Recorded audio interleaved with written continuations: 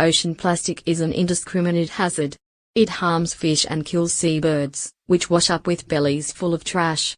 Turtles swallow it because, the thinking goes, they mistake the floating waste for jellyfish. Less well known are the ways plastic damages the ocean's smaller inhabitants, plankton and corals, which sometimes are found with particles wedged in their teeny guts. For years, biologists and conservationists assume that most sea creatures eat plastic by accident, said Alexander Seymour, a geographic information systems analyst and marine researcher at Duke University in North Carolina. Marine life, it seemed, was too confused or too hungry to avoid the junk.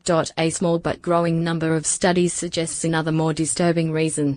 Humans may have invented plastic that is appetizing.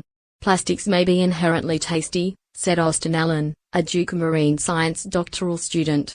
Allen and Seymour are the lead authors of a study just published in the journal Marine Pollution Bulletin. Along with Duke marine ecologist Daniel Ritzkoff, they demonstrated that corals respond to microplastic fragments as though they were food. The two-part laboratory study consisted of hand-feeding coral as well as growing it in seawater tanks contaminated with plastic particles less than a millimeter in diameter. During the feeding trials, the scientists picked up a plastic or sand particle with forceps and dropped it near a coral polyp.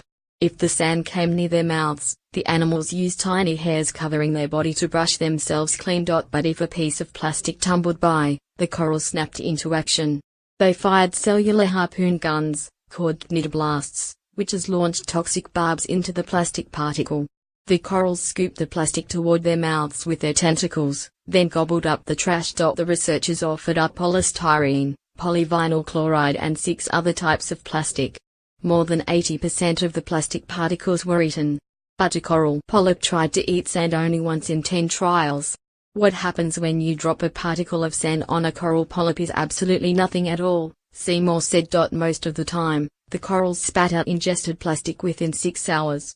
But in approximately 8% of the dozens of trials, the plastic became stuck inside the coral polyps for the duration of the 24-hour test. Corals do not hunt by sight, they have no eyes, and so must figure what is good to eat by using chemosensors, their version of a tongue. This is a different strategy than using smell, which draws animals toward or away from an object.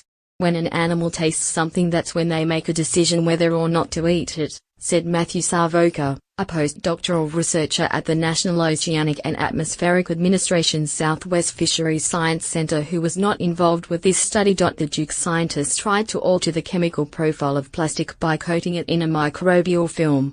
They hypothesized that corals might prefer such candy, with the microorganisms hiding the taste of plastic and providing at least a few nutrients. But they were surprised to find that corals preferred raw plastic. In the aquarium tests, the corals ingested the clean stuff at the rate of up to 5 greater than the biofouled version. This preference, the researchers said, suggests factory plastic has an appealing ingredient. At least some of the hundreds of additives are acting as phagostimulant, a fancy word for compounds that are tasty, Seymour said. Savoca also didn't expect corals to prefer plastic. In 2016, he and his colleagues reported that seabirds were attracted to smelly, bacteria-covered plastic, and he recently demonstrated that anchovy fish swarm around the odor of foul plastic.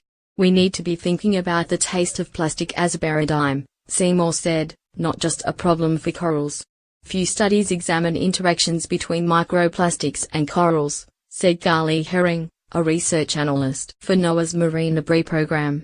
The latest research provides new insight into their relationship, she said. The Duke authors cautioned that the relationship between plastic and coral may be different at sea. Though earlier research demonstrated that wild corals eat plastic, their study does not provide evidence that corals prefer plastic bits to food items, for instance. And plastic is unlikely to be as severe a threat as other, well-known dangers: coral bleaching, acidic oceans and dynamite fishing. This is just another drop in the bucket among the very large challenges faced by these species, Seymour said. Yet there is no question that plastic has penetrated the ocean, and even its remotest corner is not beyond human influence. Robot submersibles have spotted plastic bags on slopes leading to the Mariana Trench, the deepest part of the Pacific. Where no explorer will ever plant a flag or footprint, there is already plastic. Seymour and his colleagues say they